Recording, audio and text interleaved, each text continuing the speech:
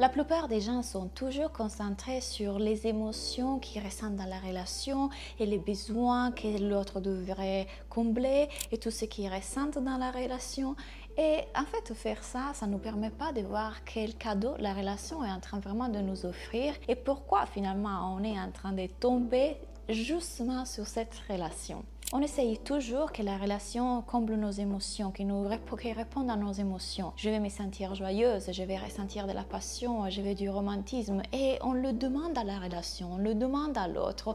On essaie de les avoir grâce à ça. Et c'est exactement le contraire. Si on fait le contraire, si on se concentre sur le contraire, qu'on va explorer une relation beaucoup plus profonde. Qu'est-ce que je veux dire? Quand je vais explorer pourquoi est-ce que j'ai ces besoins dans la relation, pourquoi je veux ressentir ces émotions dans la relation, ça m'ouvre un monde à propos de moi, de mes blessures, de mes conditionnements et de cet amour qui est déjà à moi et toujours présent à moi et que je ne me suis pas encore donné le droit d'explorer. Je vous fais un exemple. Quand j'étais avec mon partenaire au début, je voulais vraiment ressentir de la joie. Je voulais rigoler, je voulais de la joie, je voulais de la légèreté. Chose que j'avais expérimentée par le passé dans mes relations toxiques. Et bien évidemment, si je continuais à les chercher dans la relation, si je continuais à croire que c'était à l'autre de me faire rigoler, c'est à l'autre d'être joyeux pour que moi je puisse être joyeuse, j'étais constamment en souffrance. Je pensais que c'était pas la bonne personne, je me sentais en prison, je sentais que ma joie en fait était affectée par son humeur et c'était très difficile à vivre. Jusqu'à que grâce au coaching et que grâce à la thérapie holistique que j'ai fait et qu'aujourd'hui je repropose, j'ai commencé à découvrir en fait que j'étais en train de demander à l'autre de faire quelque chose qui était déjà en moi. J'ai tout simplement changé mon focus. J'ai commencé à regarder pourquoi en fait certaines sous-personnalités en moi, certaines parties dans ma psyché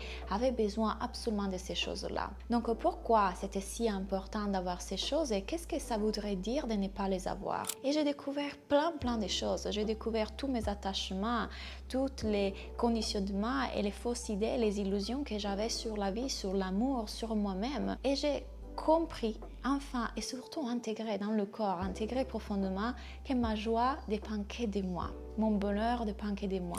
Ou même, c'est encore plus loin que ça, elles sont déjà en moi. Elles sont déjà là présentes au-delà de mon mental qui est constamment en train d'interpréter, analyser, parler et qui me confond, qui ne me permet pas de voir l'autre pour qui il est vraiment, de le rencontrer dans sa pureté pour qui il est vraiment, mais qui le filtre constamment. Et alors, quand j'ai commencé à voir que ma joie était déjà là, était toujours là, et mon bonheur était toujours là, ma paix intérieure était toujours là, j'ai arrêté de le demander à mon partenaire.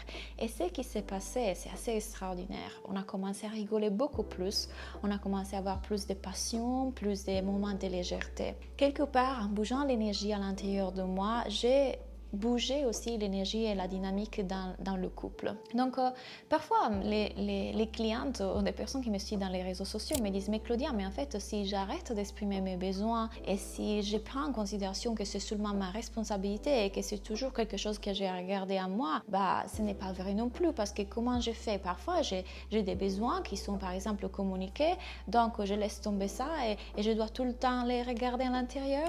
Je sais que le mental fait résistance à ça, mais suivez-moi un seconde, laissez une partie de vous plus grande écouter, ok? Souvent, ces besoins, très souvent, ces besoins sont la reproduction, le produit de ces manques qu'on a vécu petit, de ces conditionnements, de cette illusion qu'on n'est pas amour, de cette illusion qu'il nous manque quelque chose.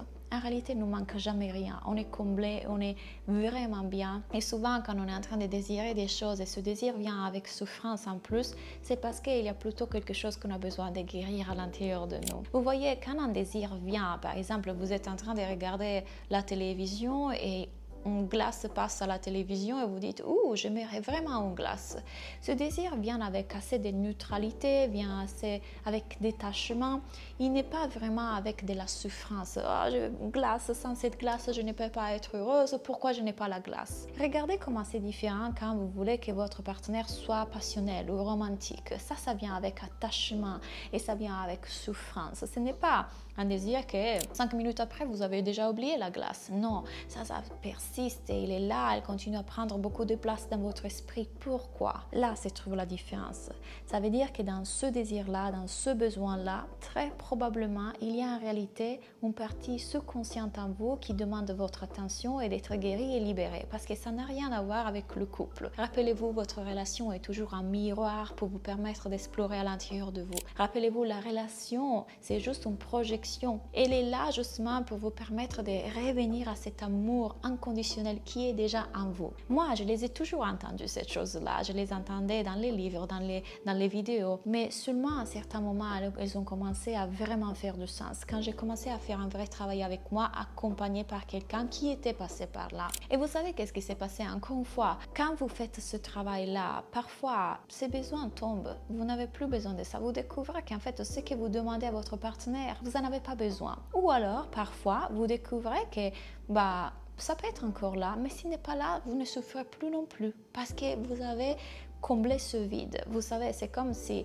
vous continuez constamment à demander à l'extérieur, que ce soit votre partenaire d'ailleurs ou d'autres choses, votre travail, vos parents, le monde extérieur, bref, de mettre des objets dans ce sac dans lequel il y a un trou. Vous pouvez mettre autant d'objets que vous voulez pour essayer de combler ce vide, mais ces objets continueront à tomber par ce trou qu'il y a en bas, donc ça ne sera jamais assez.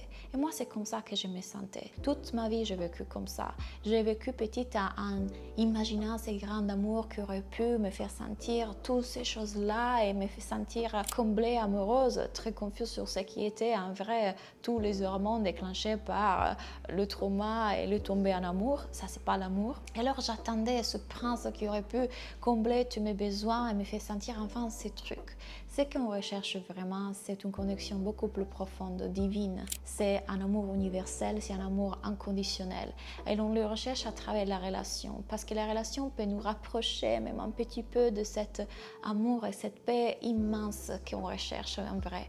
Quand on comprend que cette chose-là est déjà en nous et qu'on ne peut pas la demander à la relation, on arrête du coup de faire la relation responsable de combler ça et on commence à se retourner vers nous, vers nous-mêmes, à l'intérieur de nous. Et on découvre un monde extraordinaire. Quand on devient la mère de nous-mêmes, quand on commence à aider nos parties subconscientes à guérir, à partir de l'être d'amour qu'on est vraiment, toute notre vie change. Et je vous dis, pas seulement votre relation, toute votre vie change.